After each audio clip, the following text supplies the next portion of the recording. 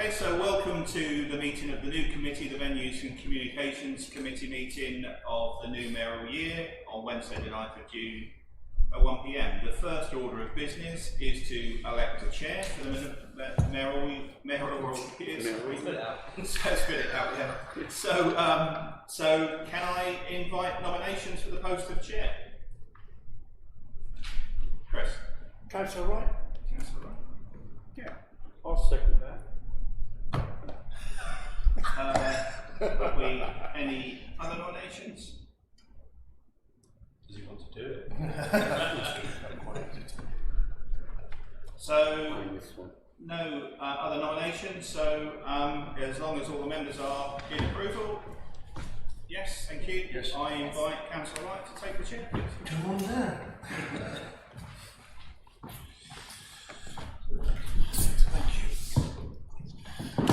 Right, thank you very much for your confidence in the role. Moving on to the second part of the next thing we need to do is the election of vice chair. And I have nominations. Chris? Carla? I'll second that. Any further nominations? No? Duly chaired as vice chair. Well done. Thank you very much, Carla. Okay, 55 and 21. Declaration of any disclosable pecuniary interest. I'm showing, thank you. Moving on then to apologies for absence. I have no apologies being furnished. To 57-21 minutes of the meeting of the 19th of May, which were received by full council on the 25th of May. Are we happy for those to be moved? Agreed. Yeah. Agreed. Thank you. Then on to 58-21 Guildhall Heritage Hub to receive an update. So basically, I just wanted to give you a quick update, hopefully for the certainly the next foreseeable meetings. We will keep updating the committee with progress.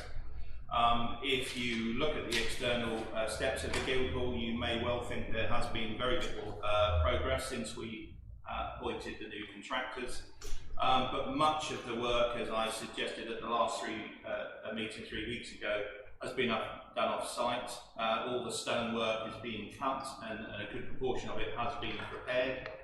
The contractors hopefully will be in as early as tomorrow to lay the first York pavers from the entrance back. We have agreed a contingency if things happen with weather. We've got some beautiful weather forecast for at least the next couple of weeks, so hopefully work will progress well.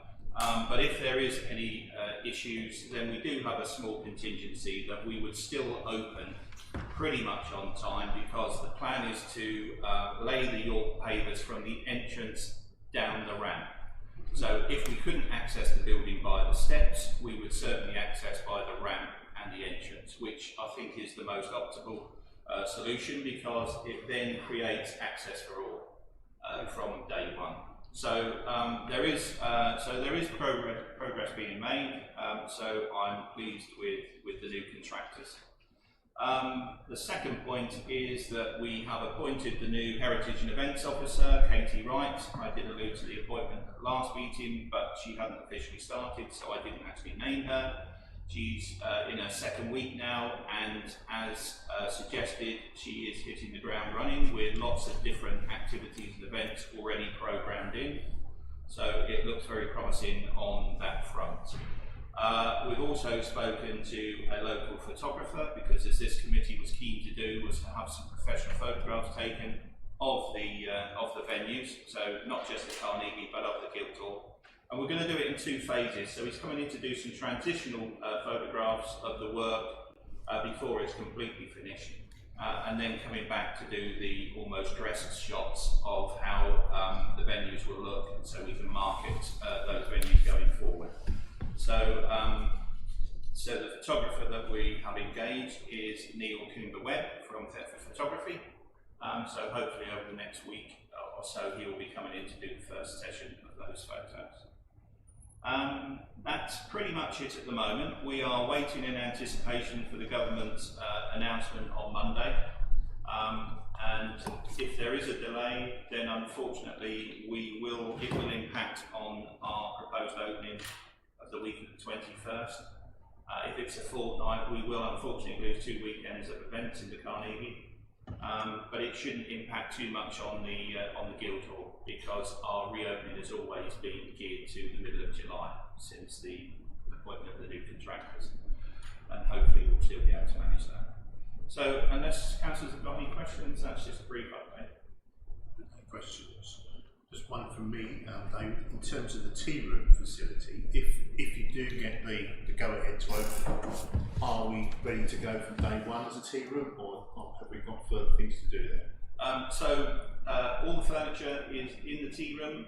There's a small tweak to some of the seating setup to be made, but that will be done in a week's time. The only thing that is missing now is, apart from actually opening the doors and physically getting people in, is some of the displays. So we have gone out to tender for the interpretation displays of 2 of the rooms in the Guildhall, the tea room being one. It's a very limited tender spec, simply because there's much information within that room, you know, some of the brackets for the sword and mace, and Stuart and I spoke about possibly getting some 3D printed replicas, and I've made a contact that could possibly do that, so that's something we can explore. But the judge's chair is your dominating feature in there. There's also points to Joseph Williamson within the room, so there's limited interpretation that we would look to do. We are moving the portrait of justice from King's House Council Chamber into the room, because it has a judicial theme. So that will be a dominating factor, and again that will be moved in the next week or two. So the tea room is pretty much ready to go. The previous appointee of the Venues and Hospitality Officer that you met at the last meeting, again is into his 3rd week, and again he's progressing things well. Part of that brief is to show the menus and the choices for those people who will patronise the tea room. If the government give us the okay to open from the 21st of June, or as soon after, we will put the last cog in the wheel of advertising for our tea room supervisor. If there is a delay, then we will delay it a couple of weeks, because much of the prep work will have been done, and we want to try and recruit that person as near to opening those doors as possible, because otherwise there's not much for that person to do. Most of the groundwork's already done. So yeah, the tea room is pretty much ready to go. Thank you. Okay. Yeah, just on the events, obviously I think we're all keen to get back to some sort of normality with events happening, and it's been a long while since something's happened. And you mentioned the sort of events programme. Moving forward, how do you see it working with sort of this committee and councillors sort of helping to shape that events programme? Because occasionally, I sort of go away from here, and then a couple of days later we see sort of events advertised, and I think, oh, you know, I don't overly feel involved in the programme and shaping it. I'm just curious. Okay, so there are 2 committees that look at events. Heritage and Town Events, which is the increased remit of the Civic Committee. That takes care of the town events. So at this moment in time, we traditionally run 4 big town events a year. So that will be within their remit. All the other events, whether it's on the marketplace, even in and around the town that's not designated one of those 4 town events, as well as in the venues, are controlled by this committee. What we are discussing within the venues team is that we are trying to move forward in terms of, this is a multi-use venue. For instance, I'll give you an example of Carnegie. And we want our regular hirers to still use this venue, and we're pleased to announce that all of our regular hirers have survived COVID, and they're chomping at the bit to come back if they haven't already come back into the building as a low risk activity. We are already getting bookings from other event companies that want to do parties and themed events in here, which is great. But what we will do is we will look at the gaps in the calendar, or certainly book dates in the calendar to run regular venue events. So the team are looking at probably once a quarter for us as a town council to deliver a big event in this place and similarly in the guild. On a monthly basis, we will probably deliver smaller, more intimate events, and on a reasonably regular schedule, we might do some really niche type events, such as in the tea room. There are going to be 30 seats in the tea room, so we might do some, tales from the judges, that kind of stuff. I mean, I'm not the creative one, as you probably can realise, but I leave that to Katie and Ben. But they're coming up with lots of ideas like supper clubs and things like that we can do on a small, regular, intimate basis. So what we will do is at the next meeting we will bring some of those ideas to the table and look forward to try and plan, because their idea, we talked about a quarterly newsletter, their idea is to forward plan 2 or 3 quarters ahead. So at that point you would be able to say, yes, I think that's the kind of thing we should be doing, and then hopefully leave it to officers to put the sort of meat on the bones, if you like. So you will have a point, and more importantly, you also will be able to ask us the really important questions. Is that's fine, organised event, how are you going to market it? So again, we've been having lots of discussions in the office recently of how we can possibly do that. And one of the big things that has come up is not just traditional media distribution of flyers and leaflets, but it's also one thing we really do struggle with in this town is poster sites. So where are poster sites that town council can push out? So lots of ideas have come from the 2 new members, and they are 2 new members of the team. So they've talked about locations which are not within our remit, but it's not to say that we can't approach those councils or groups to see whether we can get poster sites in. We are looking at having more poster sites outside this venue. So again, on Well Street, on the big wall, just the other side of those windows, we will have a couple of big poster sites there. We're also looking to improve the poster sites out on the front of the entrance. And also, Tom has resurrected, because we've got people walking through the door now, the big digital monitor that's in the entrance. But we need stuff to populate those with. So, so there's lots of work to be done, and lots of inclusion of councillors in those decisions, Terry. So we welcome those kind of conversations, and in the future we probably will have it as a regular agenda item, and we will have members of staff come in here, as we do with Tom and the marketing report, to hopefully make more sense in Nigel's stuff. If I'm just making a comment on that, I think also we are obviously tied as well of the outputs from the lottery funding that we've got. We have to deliver a certain amount of events, a certain type of events that were prescribed in that lottery bid, and so they will be over the next 2 years, isn't it? 2 years, yeah, we've got to do that. But what I would like to see is some kind of link with the League of Care and the works that they do, because I think some of the outputs that we need to deliver can be tick boxed by them getting involved, because they're already doing walks of the homes of cable, and it seems strange that we need to go up against them. It should be something that, well, if they get the job to do a guided walk, that ticks our output box. At the same time, we can then do further work on that and embrace it. But can I just add to that, Stuart? And that is, there are quite a diverse range of outcomes that we have to achieve. Ros was the author of the original the application, and sometimes I look at those outputs and think maybe you could have been a little bit less specific, because there's some really challenging things that we're faced with over the next 2 years. So if it is, and we've had this discussion before, one of them is to deliver guided tours. Now, that statement can be facilitated in lots of different ways. So if we have a group that's already doing it, and we advertise those on their behalf, then we have become part of the process that we can legitimately tick box that. There will be other guided tours, and a guided tour could be a QR coded tour. There will be tours that Mark Webster currently does that we could also embrace that if he uses the Guildhall as a jumping off point and things. So there's lots of ways that we can tick box those outcomes. But certainly if someone's doing something and it's doing well and it's well used, why wouldn't we? And actually, Homes and Cable is one of the stories that we have to tell within the Guildhall.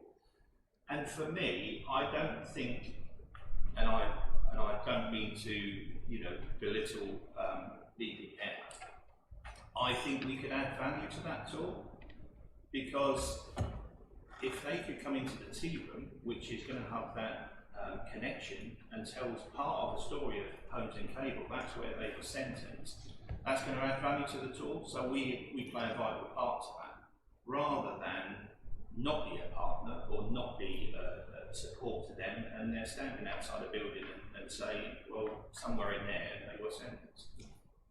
So I think we do need to reach out, and there is there's an element of the bid that talks about us doing exactly that. We have to show that we are forging partnerships. So once the Guildhall is ready, I'm sure there's lots of things that we can do to help, and that's certainly one. So we are definitely up for those kind of agreements. Okay. I think the key word for me, David just mentioned, there is partnership, because we are not specialists on history in Thetford, but we are specialists in the building and the Guildhall and the tea rooms. We run it, so therefore we can add that, and others can add other aspects, ancient houses, history related. And we are specialists somewhere in what Mark Webster does, and I love the idea of starting walks off, or probably finishing off with a cup of tea and a piece of cake after the walk. So, partnership is absolutely key, and I would like us as a council to be much better at partnerships, and perhaps this can give us a bit of a springboard for doing that. I don't know if the Heritage Lottery bid has ever actually been circulated to councillors. I have seen a copy of it, and it's actually really interesting. I mean, Ross was a great one for setting out a vision, shall we say. And I think it would be really useful if we had, that as a sort of bit of a work plan for the committee. This was the aspiration. It might not end up looking exactly the same. Yeah. But it is, there are some good stuff in there, and we are committed to doing certain things, whether we like it or not. So I think if the whole committee had sight of that, that'd be really useful. And also, no one person has got all the answers, so it means that you might interpret that bid in a different way that could actually be really useful. So you might say, well, I noticed that you need to do this as part of the bid. Why don't you talk to these guys? And why don't you do this? So at the end of the day, we're just trying to be as successful as we can, and we need to. So. Okay. We'll pick this up again next month, as you say, it'll be a standing agenda item because obviously we've got to deliver it. On to 59.21 then, marketing report. You, Tom?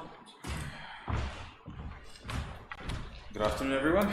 So there's not a great deal for me to report on, of course, as the last meeting was only a few weeks ago, and David's kind of already addressed a fair few of the things that would be on this. But to mention a few key things. So we've got the video projects and the vodcasts, and I'm just going to clarify, a podcast is not what we're doing, as podcasts are audio only, and these are going to be short videos we're going to be doing instead. The early birds would have seen me walking in with the camera and tripod, as I've just come back from doing some filming at a local business. And what we're going to be doing with those is hopefully getting the first one out at the end of this month, and we'll hopefully be getting a monthly broadcast out. We'll see how that goes, but like I said, the plan is for the end of this month. We've also been, with the new staff members, we've been kind of overhauling a few things. So the booking system has been I've sort of rejigged it all and made sure everything's covered. And as David said, we've got all of our regular hires coming back, so it's making sure that they're all comfortable and everything's sorted for them, and in turn they get their marketing so they can get back up to speed as quick as possible. The quarterly flyers are the design, in terms of design, are finished and are ready to go. It just needs printing. I have been doing. I've been making contact with potential suppliers and getting quotes on that, and it's just a case of getting those arranged to be distributed. But that's still not confirmed yet. Regarding the marketing planning, so of course again the 2 new staff members come in with a lot of ideas and a lot of good ones as well to try and push how we're going to go about things. So we're starting to have a more structured plan for our marketing rather than sharing things to the same pages every time on social media. So we'll have dedicated. We want posts of this type to go to these pages and such, and even for offline marketing, as David mentioned, we've got plans for other poster sites and such as well. With the monthly observations, again, there's not a great deal to report on in that regard because it's only been a few months and it's just a case of getting the current events out on our socials. But as I've said, things are being overhauled at the moment, so it's a bit of a transitional period. Can I just add something to that? This committee's remit in communications is not just about marketing and promoting what we do within the venues and our events. We also have an additional remit as a town council to promote and market what goes on within the wider aspects of our town. So one of the things that we have been talking about, and Tom has quite rightly said that he needs to be dedicated to do this properly, because I will be honest, we have fallen short in that area. I think we've done quite well in advertising what we do. Some of our reach and engagement has been good, as the market report statistics say, but we also have this double edge of our campaign is to talk about what good things are being done within the town. Talking up Thetford has helped. But other people do deliver events, other people do lots of good stuff in this town, and as a town council, Tom's brief is also to make sure that we champion those as well. So again, it could be that we invite people into the media suite and they talk about the big event that they've got coming up, or the great work that they're doing, or some of the stuff that's happening in Charles Barrel Centre. A huge amount of work has been done there. So I think there's a double edge of what we should be doing within our remit, and I think that we need to step up in terms. And I will say, on record that side of it we haven't done well enough. But Tom's remit is to address that. Any questions? No, obviously, I'll just make a comment as well. Obviously, we do need to promote the town as a whole. It's that dilemma you get. Who do you actually choose to promote? It's always one of those. Are you favouring the more active people, whereas the others need extra help, or is it certain people we've worked with before rather than new people who come along? So I think we're all going to be open to criticism if we don't cast our net widely in that respect. So I'll just leave it there, and hopefully we can, as a committee, guide the officers into probably holes in our coverage if there is any. Mike? I just wanted to raise an example which half fits in the fact that it's been described. Both the Thetford Town Football Club and the Thetford Town Cricket Club have had difficulties this recently, which have led to them talking about the existence as if it wasn't a guarantee that they would continue.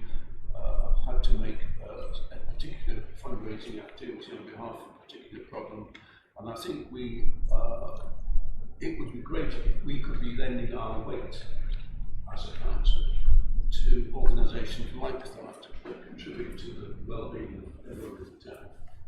And I don't think so more for picking up, as David has suggested, organisations and activities which we don't ourselves organise.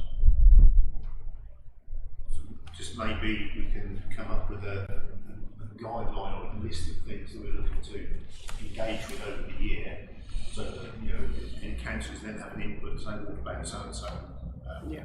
Tom?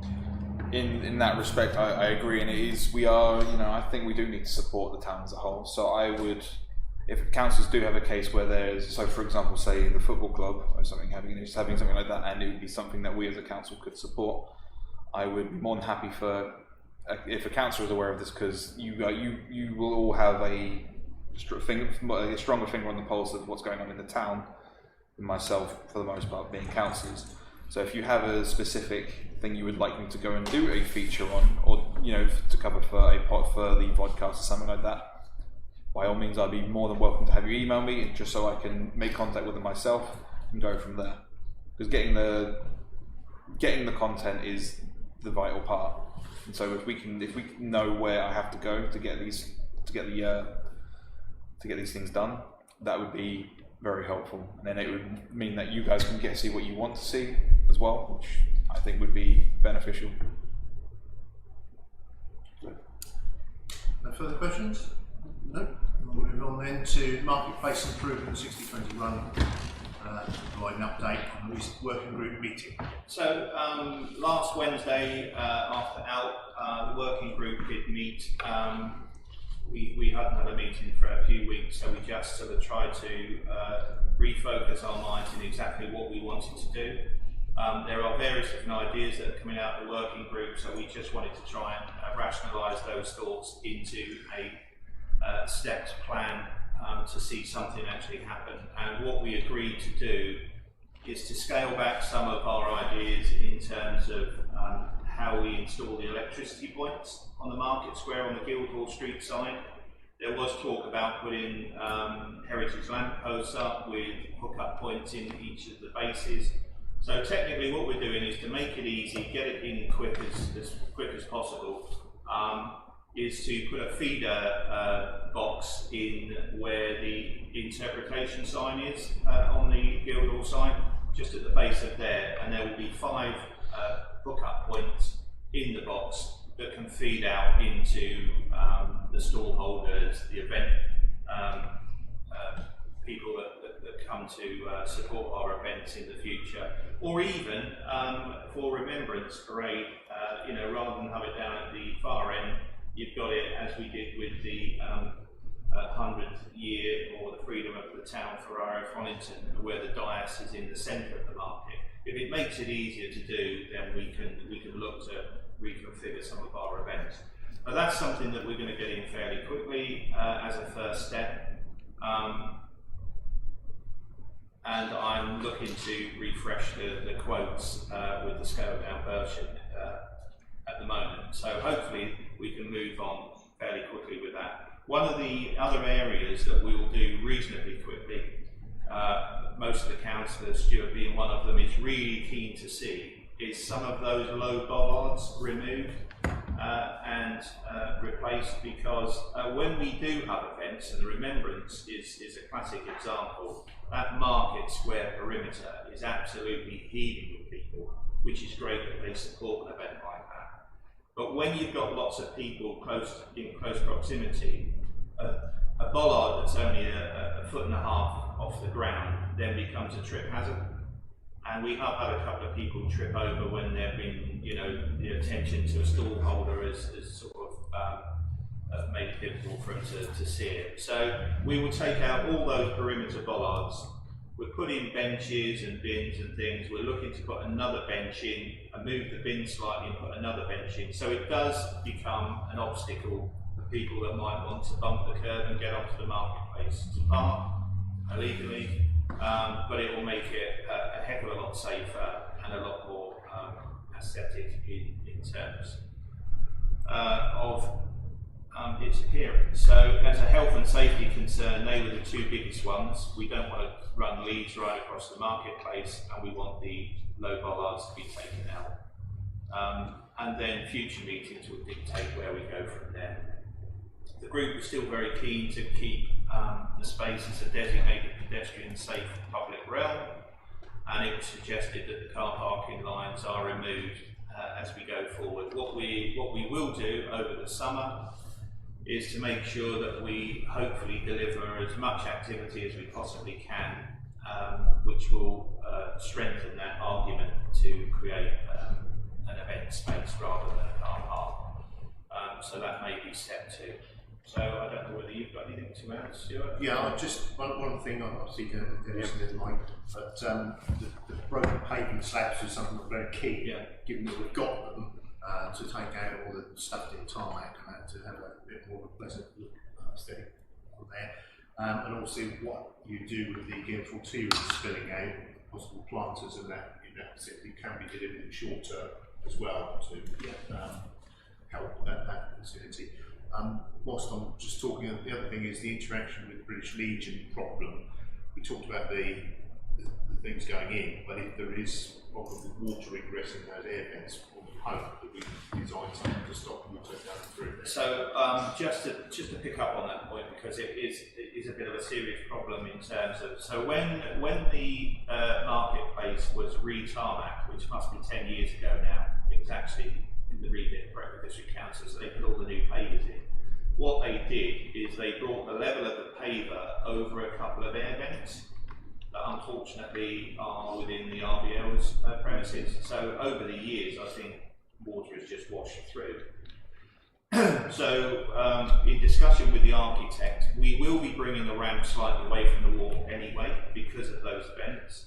But we will also protect those vents that they can't get sort of blocked up with any debris or anything like that. So they're well aware of the issue, and whatever we do with the ramp, we'll protect that going forward. But it is an issue that we're going to have to address over the next couple of months. Dennis, then Mike. Yeah, thank you, Chair. Just on I'm a big supporter of us beautifying the market area and using it in a different manner as we are. But there's a campaign going around, and it's a good one, saying that are we going to price the markets out of existence and make them too expensive for the ordinary people by changing things all the time? So I just want a bit of reassurance that, the ordinary market people are going to still be allowed to do their markets, and we're going to encourage that, because the organisation what they belong to is doing a campaign now to make sure that although we improve things and everything, that doesn't price the ordinary storeholders out of existence, basically.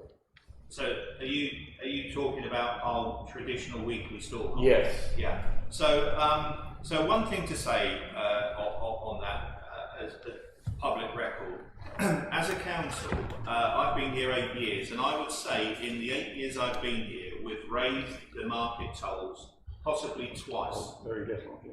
So we are very competitive with our local councils or our neighbouring councils in terms of our stallholders' fees.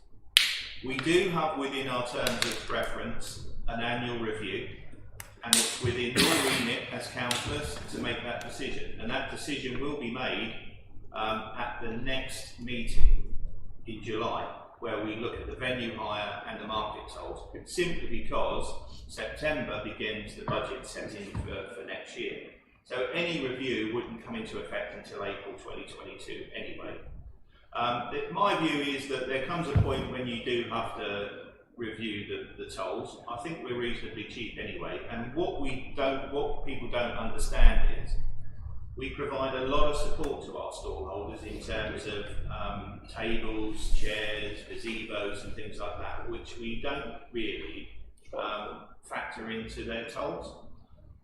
Can I come back on that bit? What I was more concerned about at the time was we've got these good ideas about getting proper, fixed stalls basically there and everything. In the future, we hope to do that.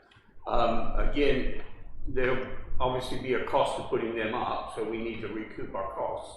But are we going to be pricing our ordinary greengrocers and everything out to the market and have a lot more jewellery and things like that? So hopefully Stuart can back me up on this, because he was at the working group meeting. I don't think it's the vision of the working group to propose that we would have those retail pods on the market square, because we do need to protect our market square for big events. You can imagine if we put 3 or 4 of those retail pods, Remembrance Sunday is going to be quite difficult to do. when we're talking about retail pods, in my opinion, we're talking about the lower market. And that was only a suggestion at the moment. That's not anything that's been agreed. That would have to eventually go to full council, those kind of suggestions. But that's my interpretation. I think it'd be fair to say that no decision in terms of that has been made as a more of a medium term thing. The short term fixes you've heard, which we're going to do, with the electricity points, it does give you that flexibility for the possibility of putting short term pods, pop-ups and that. I know one councillor of the working group was keen to have that trialled, but we've spoken in the past about this area down here being suitable to keep the flexibility on the marketplace itself. Remembrance, I always think, is a very key event that we hold there, and we need to make sure that we do as much as we can to do that. Those that attend obviously know that it is spaces at premium, so I would hate to see anything that incurs the loss of space for any event, including programs. So in terms of fees, nothing was mentioned in terms of fees at all, and David has said that's up to this committee to each year decide on what the tolls are for months or so.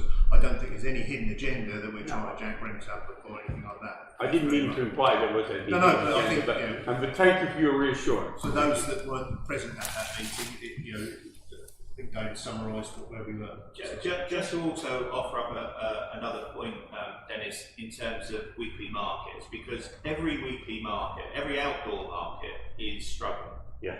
I mean, you could argue probably the most successful one in our area is Swaffham.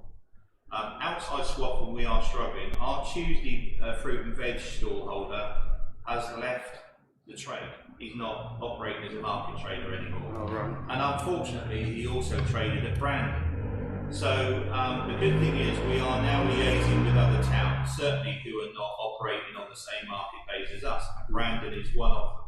So we're looking collectively to try and find a replacement fruit and veg stall holder, and we'll be putting some posts out very soon. And if we come across someone, we will recommend that they trade at Brandon on a Wednesday and vice versa. So I think that helps when you're trying to address the issue, because there is an issue. The most successful markets are indoor markets across the country. But outside that, but the other thing to say is I don't think there was ever an appetite within the working group not to have markets on the marketplace. So, yeah. Okay. Belatedly, I go to Mike and then Terry. Thank you very much, Stuart. I'm sorry I wasn't able to attend the meeting the time went on that afternoon. Otherwise I would have done. I just wanted clarity on the issue of the ice cream van, which is frequently on the market and which might not be a problem at the moment in terms of competition, but once we open the tea room again, I guess it's fair to say that on ice cream or a tea, the quantities don't have both, so we might be losing some trade if that continues to be there. Is there a plan? Are we addressing that issue, or is it? So can I just I mean, before the ice cream van, we used to have a very good Thai van that was parked in a similar position at times. If you look at the market square, on the perimeter of the market square, there's a delineation between our space and Breckman's paved space by sort of a darker engineered brick. And that ice cream van is actually on Breckman's land. Yep. And that ice cream vendor actually holds a street trader's license, which allows him to operate from those kind of points. So unfortunately, there is nothing we can do about that. The only thing is, ice cream vans move around. So they're going to be there for an hour or so, and then they'll probably go off to another area of the town where trade is good. But unfortunately, we can't do that. The only thing that we can do, and we have done in the future, is if they're parked on that space inappropriately, we have reminded them that you can't block drop curbs, because that's a mobility scooter vehicle pathway as well as pedestrianised. But we can't do anything ourselves, I'm afraid. Not in that area. Yeah, I was just going to comment on Swaffham actually, because for the first time in a very long while, I actually went to Swaffham Market on Saturday. I haven't been for years, frankly. And we sort of went as a family and made a bit of a day of it. And there's sort of two things that are really sort of worth sharing. One is whoever markets swath the market on social media is doing a very good job. You know, it was good, but it wasn't as good as I was expecting. Having followed their social media, put it that way. But we knew it was worth going because of what we had seen on social media. So I think publicity works. You know, we went and probably collectively between us, I think we spent about 50 quid on the market because we bought, you know, cheese, ham, you know, everything that you can think of because it was there to buy. So marketing is absolutely key. And the other point which I thought was different to our market was on their market square, there were far more places for people to sit and chat and eat and drink. It felt more like an occasion that you could go and actually sit and it was very social actually. And it made me think about Thetford Market, whereas I don't go all the time, you know, doing other stuff, I tend to be in Tesco's at midnight, for example. But when I go to Thetford Market, I go and buy and leave. Whereas actually, you know, the fact that people might not have been spending any more in Thetford Market on Saturday, but it felt busier because there were lots of people sitting and talking in the sunshine and all the rest of it. And I just thought I'd share that because I think it's very useful to keep that in mind for our market. People like a buzz and sort of social aspect of it. And then, you know, what we did is we Saturday and then we went and spent some more money.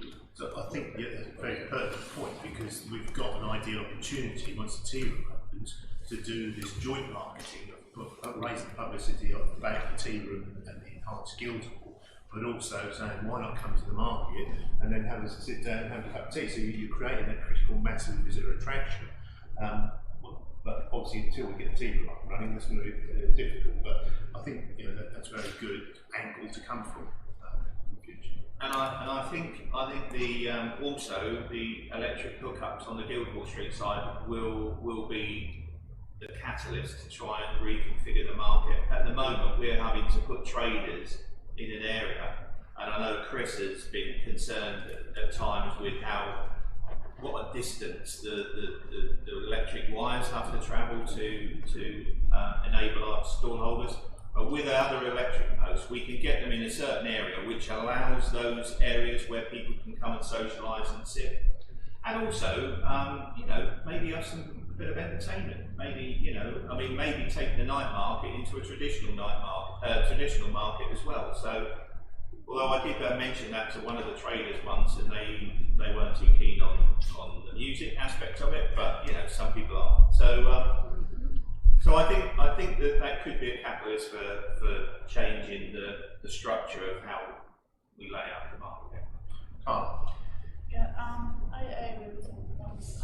Particularly with that in terms of the daily trade with the night market might be a good attraction point, particularly not realizing the when less than one. And I think it goes to Gary's point. It feels busier because if you have someone to congregate with, if you're sitting around, you shop, you stop, you have a chat, you go back to shopping again. People will come together, it becomes a social event rather than a shopping trip. And I think that is key. Also, a night market, having themed markets, like a special theme, and actually putting it together with the entertainment to fit that theme, that might be more appealing and even from a marketing point of view, to publicize it as more of a social event. It's a market, but it's also an entertainment and under a theme. So it might attract more people for those specific issues, these specific things. So does that tie into the events program? Well, funny enough, I mean, when we will circulate the HLF bid because it talks about doing a minimum of 6 specialist markets. Now, we could probably box off those quite quickly. We're going to do a Christmas market this year as well. We could probably do 2 or 3 summer night markets. But we will have to do that. Now, again, with the additional electric points, you could have a Foodie Friday market where there's lots of street food. Because the tea room is going to be hopefully, a bit niche for people who just want to come and have a coffee, a tea, a cake, a sandwich. So there is room for other food traders to be on the market to create that social experience. So, but they need hookup points. I remember us having a cheese vendor who now is in Bury St Edmunds. He may have gone to Bury St Edmunds because the footfall is greater there, but he needed hookup to electric to keep his refrigerated displays. So we do lose out sometimes because we haven't got the facilities to provide. So I think, you know, the electrics may be the catalyst of change in our market. Chris, did you want to come in? No. All right, well, I think I'll leave that there. Hopefully, next time we meet, we'll have a bit more of an idea of dates for opening and how we go forward in terms of marketing campaign for the market generally, tied in with the improved offer guild. 61-21, then budget review up to May 21. So I'm hoping Chris circulated the budget to the councillors prior to the meeting. It is the first 2 months of the new financial year, and it shows that even in continued restrictions, but with our low risk activity providers back in the facility, we're doing reasonably well to budget. Although I would be the first to say that we drastically downgraded our budget in budget setting because we fought to create a 0% preset. But it's encouraging to see that even with restrictions, we can hit the budget. So what I'm hopeful of is when we are released from the restrictions and the doors come open, we will absolutely smash the budget going forward. Our historic data of income and expenditure says that we can easily do that, and what we're looking at with just a restricted activity program, we can do that. With all the events and activity program that the team are putting together, I am confident that as long as we are able to, we can certainly create a surplus to this budget, and we should do, because we will be undermining what we've done over the last 2 or 3 years. So I'm the first to admit it's not a massively challenging budget, but what we can do, I think Terry mentioned at the last meeting, if we can create that surplus to this budget, then maybe we can look at other things that we can reinvest in to try and improve the facilities, especially the marketplace, to kickstart some of those activities that we've talked about. So, yeah, so is there any questions in and around the budget? So that's the income and then the expenditure. So the expenditure is aligned to the income. So we're not overly expending any more money than what we should do to generate the income. There's a little bit of money that we're now starting to look at, which will be in the next couple of weeks, which will be the bar purchases in readiness to reopen the doors. But again, if we can reopen those doors, we are booked with some reasonably big events, so hopefully we can recoup that investment quite quickly. Questions? Terry? I don't think it was circulated, but it doesn't matter. But it could be done after the meeting. Yeah, I just had a quick So it doesn't matter. So you haven't seen the marketing report either? No. Well, I apologise for that, but so I will circulate all the documents after, as well as the data. Unless I missed it, I think I'm So you'll all get signed. So days, community engagement 62-21. Any suggestions, please? Something came up on Cloverfield Residents Association last month, was the idea of consultation on the marketplace, and it's something I think we've explored in the past. It's probably not for this committee, but I just throw it in there because it is something that it's an ideal place to do consultation. They'll probably come more about what they're doing and decide what they want to do with things and that. But I was understood from one of the members of the Cloverfield residents that we had an idea of a dedicated gazebo cover for consultations. We did purchase a neutral black colour gazebo, which is currently, so it's not used just willy-nilly. It's located in the coach house and King's House, and that was purchased for that kind of use. Also, one of the things that came out of the working group is, if you can imagine the 4 units of the shambles, there is a central space which has got the plaque about the market square in the middle, and when you open the gates, it actually comes out to the pillars. And that will have an electric point at the back. So again, that could be a natural space to create a consultation area on a more regular basis, so we can talk and engage with the community on a lot of things, especially if we are successfully creating those social spaces and keep people on the market square for longer. But we've certainly got a black gazebo that we can. Okay, that's useful, thank you. Anything further on that, or any comments you want to put out there in terms of media? Presumably the big one is once we get the go ahead for the Guildhall, that'll be. Well, Tom, as he suggested, is now going to start that schedule of pod and podcasts. So, we will be gearing up now for the next couple of weeks to do that. 6321 committee officers update. No, nothing to your Okay, well, thank you everybody for their attendance and close the meeting. Thank you.